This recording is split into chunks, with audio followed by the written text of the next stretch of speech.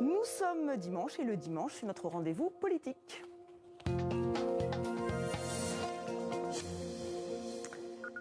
Un dimanche politique avec la crise énergétique, le coût de la vie en première ligne, la bataille du budget est lancée, celle des chefs de parti aussi, et quid du CNR, le Conseil national de la refondation, voulu par Emmanuel Macron et par lui seul semble-t-il.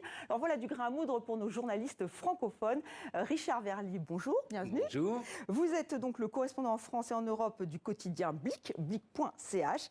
Et à vos côtés, avec nous en plateau, Elisabeth Pinault, vous êtes au cœur du réacteur, correspondante de l'Élysée-Matignon pour l'agence de presse Reuters. Alors, vous connaissez la tradition mieux que moi. Quelle est la séquence que vous avez retenue de cette semaine politique, Elisabeth ?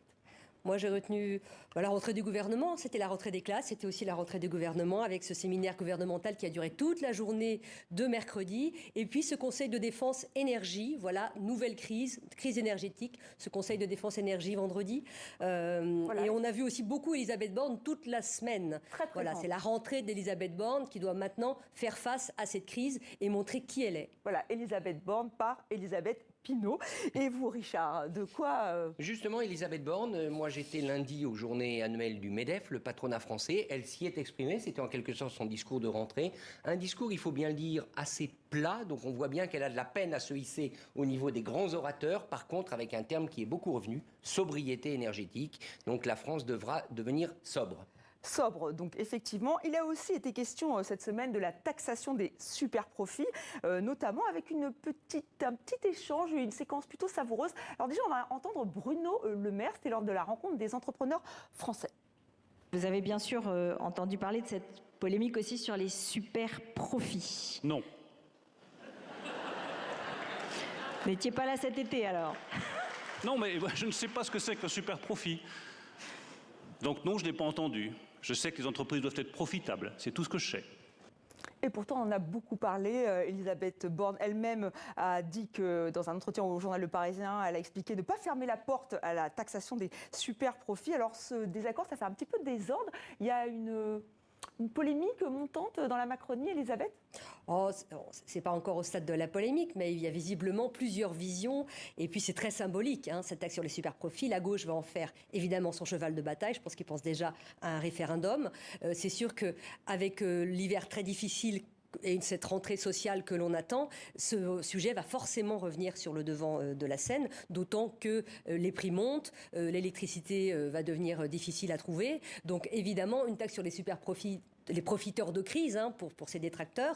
Et déjà, on voit en effet une divergence au sein du gouvernement. Elisabeth Borne qui vient de la gauche, ne l'oublions pas, qui ne ferme pas la porte à cette idée. Bruno Le Maire qui reste dans son fauteuil de ministre pro-entreprise, pro-économie, qui lui vient de la droite. Voilà, ça c'est la Macronie aussi. C'est ce mélange, c'est toujours cet équilibre difficile à trouver. Un équilibre complexe, Richard Verly, vous êtes d'accord ?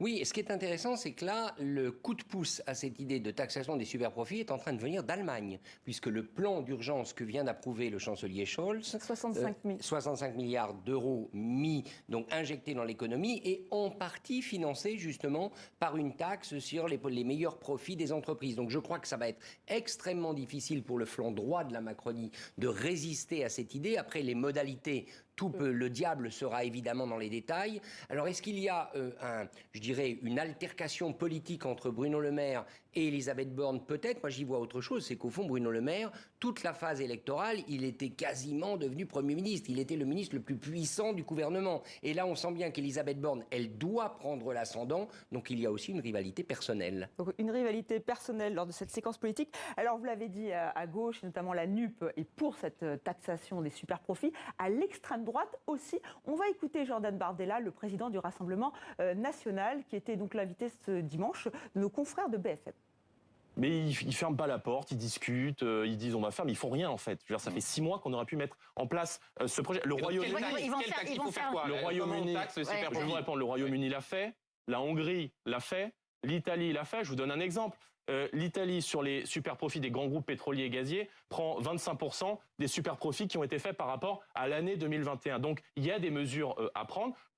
Donc président par intérim, on le rappelle, puisqu'il a aussi, il y a une bataille des chefs, on y reviendra tout à l'heure. Donc voici pour cette séquence sur ces taxations des super profits. Vous avez beaucoup parlé, Elisabeth, de cette crise énergétique. C'est vrai qu'il y a eu ce conseil de défense un vendredi et qui resserré. Ça faisait penser au conseil de défense sanitaire, évidemment. Est-ce que ça, c'est la marque d'Emmanuel Macron?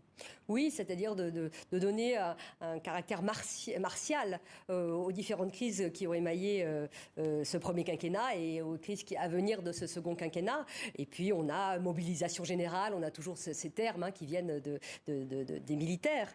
Néanmoins, il y a une expression d'Agnès Pannier-Runacher qui est un peu la ministre qui doit maintenant se montrer au premier rang. C'est la ministre de la Transition énergétique, donc c'est un peu l'équivalente d'Olivier Véran au moment de la crise Covid. Donc, il va falloir qu'elle aussi, elle montre de quoi elle est capable et est-ce qu'elle soit transparente, qu'elle soit claire, qu'elle soit peut-être rassurante. Peut-être aussi. Rassurante, elle l'a été. Voilà, en fait, c'était le mot d'ordre également. Voilà, il y a d'un côté cette mobilisation générale, et puis de demander aux Français de faire des efforts, et puis d'un autre côté, la transparence et éviter de nourrir les peurs. Je crois que c'est le terme d'Elisabeth Borne après le séminaire gouvernemental de mercredi. Voilà, elle a dit qu'il n'y aura pas de coupure d'électricité pour les particuliers, mais quid des entreprises? Et les entreprises, ce n'est pas rien, c'est le poids des Français. Elle les avait sollicitées lors justement de ce rendez-vous du MEDEF. Richard Verly, vous avez été convaincu par ce conseil de défense où il n'y a pas eu de mesures concrètes?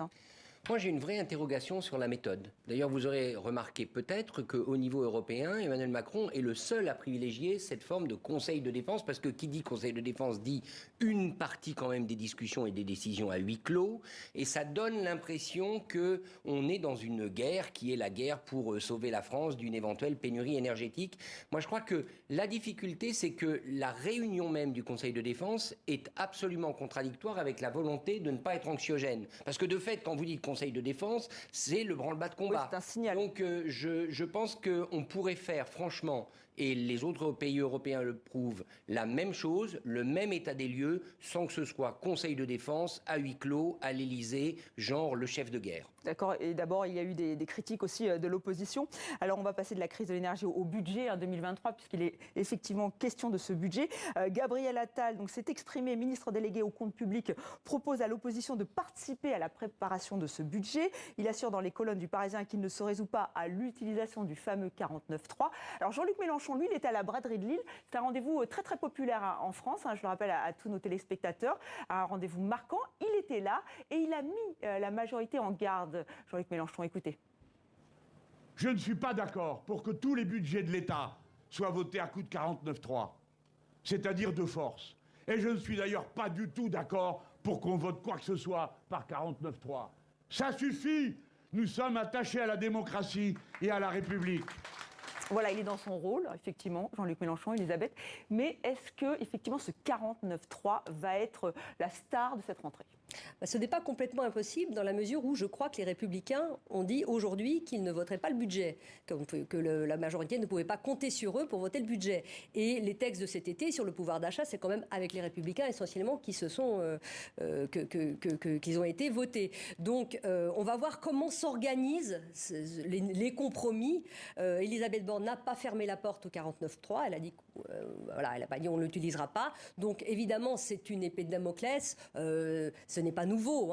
Dans toute la Ve République, il y a eu des moments où il a fallu utiliser ça. Et puis le moment est suffisamment difficile pour que ça revienne sur le devant de la scène. En même temps, la société est tellement éruptive que ce serait peut-être un mauvais signe que de montrer autant d'autoritarisme. Donc je pense que le gouvernement a intérêt, il le sait, à essayer de trouver des compromis pour éviter le 49.3. Trouver des compromis, rester prudent. Richard Verly, vous partagez cette analyse ?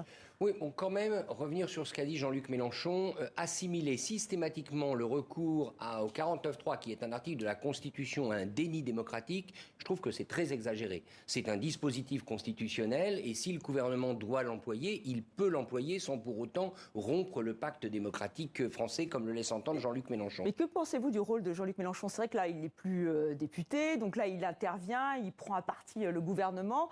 Finalement, lui aussi, il pense à la présidentielle ? Alors, est-ce qu'il pense à la prochaine présidentielle? Je ne le sais pas, mais ce qui est clair, c'est qu'il essaye au fond d'asséner des uppercuts, des coups de poing au gouvernement pour le mettre en permanence dans les cordes. Est-ce qu'il va réussir? C'est à voir, parce qu'il y a quand même dans le donnant-donnant, qui sera évidemment nécessaire si le gouvernement veut obtenir le vote des Républicains, et bien comme par hasard, les super-profits dont on parlait tout à l'heure. C'est-à-dire que si le gouvernement finalement ne se montre pas si offensif que ça sur les super-profits, c'est-à-dire sur une nouvelle taxation des entreprises, peut-être que la droite sera sensible à certains arguments. Alors on va s'intéresser maintenant à ce fameux Conseil national de refondation. C'est un outil de dialogue puisqu'on parle de compromis. Alors voulu par Emmanuel Macron, il sera lancé officiellement ce jeudi, piloté par François Bayrou. Même les macronistes semblent dubitatifs sur son utilité. Elisabeth Pinault, qu'est-ce qui se dit à l'Élysée, à Matignon? Vous avez perçu ce scepticisme? Clairement, c'est plutôt mal parti. On a eu Gérard Larcher qui a été le premier à dire il voyait une confusion, il y a un Parlement, pourquoi faire cette espèce d'instance de dialogue alors qu'il y a un Parlement qui est là pour ça? Puis il y a eu les syndicats qui ont dit on n'ira pas, puis les différents partis politiques, et maintenant Édouard Philippe qui a autre chose à faire, je crois qu'il va au Québec, Édouard Philippe quand même qui est un personnage important de la majorité, François Bayrou, autre personnage de la majorité qui va présider ce Conseil, qui voudrait rappeler le grand débat post-Gilets jaunes, voilà, un grand dialogue pour essayer de pallier à cette crise démocratique représentée par l'abstention, puis par la Convention sur le climat qui a débouché quand même sur une loi dont certaines mesures ont servi à élaborer la loi climat, mais c'est peut-être une méthode déjà obsolète. Voilà, c'est une méthode du premier quinquennat, ça. Les choses ont changé. Donc vous n'y croyez pas, Elisabeth. Richard Verly. Je ne vais pas y croire à ne pas y croire. On verra jeudi, parce que je pense qu'ils vont essayer quand même de trouver des brèches, de trouver un moyen de sauver le soldat CNR, mais on va voir. Voilà, le soldat CNR, vous qui venez d'un pays de compromis. Alors le soldat CNR, moi j'ai plutôt tendance à essayer de le sauver. D'ailleurs, quand l'annonce de ce Conseil national de la refondation avait été faite, j'avais écrit un éditorial plutôt favorable, parce qu'il y avait aussi cette idée de réfléchir à davantage de pistes pour la démocratie directe. On parlait tout à l'heure de référendum à propos donc des taxes sur les superprofits notamment. Moi je crois que c'est dommage. Cette instance, elle est peut-être illégitime aux yeux de certains, elle peut poser problème dans le rapport de force politique par rapport au Parlement, on peut le comprendre, mais c'est une chance de réfléchir à, je dirais, une nouvelle donne institutionnelle et politique en France. Alors il me semble qu'en réalité, pas mal de gens voudraient cette nouvelle donne.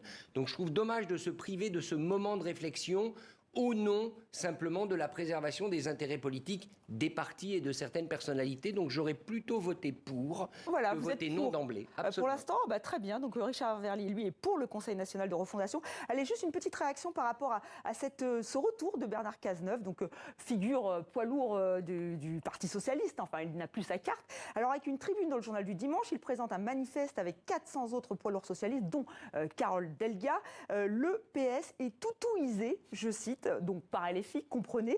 C'est un baroud d'honneur, c'est un retour brièvement. Il faut sauver la social-démocratie. Voilà, parce qu'il y a quand même des orphelins de la NUPES, et il y a quand même beaucoup de personnes qui n'ont jamais, au Parti socialiste, qui n'ont jamais accepté cette alliance qui a été faite avec la France insoumise notamment. Et donc, est-ce que l'avenir serait à gauche, du côté de la social-démocratie? Il y a encore quelques soldats, Bernard Cazeneuve, Carole Delga, qui est quand même la présidente de la région Occitanie, la présidente des régions de France, et puis des gens comme Stéphane Le Foll et François Hollande. Et voilà, donc pour cet appel de Bernard Cazeneuve. Alors malheureusement... Il est dans son rôle. Il est dans son rôle. Il est dans son rôle de ce qu'on pourrait appeler aujourd'hui un intellectuel de la social-démocratie, puisqu'il n'a plus de fonction directe exécutive et politique. Eh bien, très bien. Donc nous parlerons de la droite et des LR et de combats de chefs qui arrive. On en parlera la prochaine fois. Merci infiniment d'avoir participé à ce dimanche politique. Et maintenant,